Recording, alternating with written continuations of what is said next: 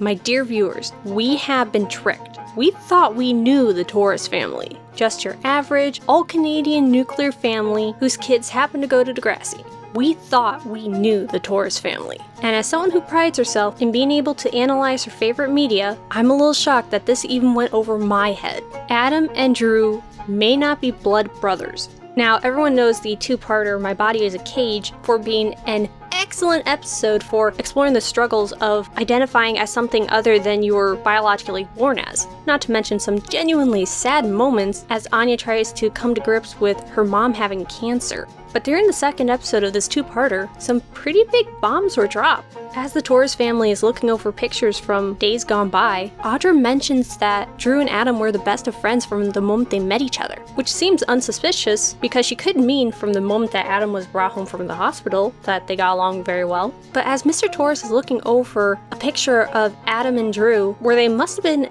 at least 6 years old or so, he mentions that it must have been taken after their wedding, meaning that Drew and Adam were in existence after their parents got married. Now, it could be a case where Mr. and Mrs. Torres got together, had Drew and Adam, and then got married afterwards. I mean, that's what my parents did. But it could also mean that Drew and Adam were from a previous marriage. It's not really clear who's biologically related to who, but it might be safe to say that Drew and Adam are stepbrothers, which kind of recolors all the scenes with them. They truly act like brothers. They've long gotten over the hump of, you're not my real family, and now they can't see each other as anything but family. They've grown to care deeply for each other to the point where blood doesn't really matter. As a wise man said, blood being thicker than water was an adage made up by undeserving relatives. It's really cool how Degrassi was able to portray, for lack of a better term, an atypical family structure, but also treat it as just like any other family. And like they always try to do with all the characters, they humanize them even in the weirdest of situations.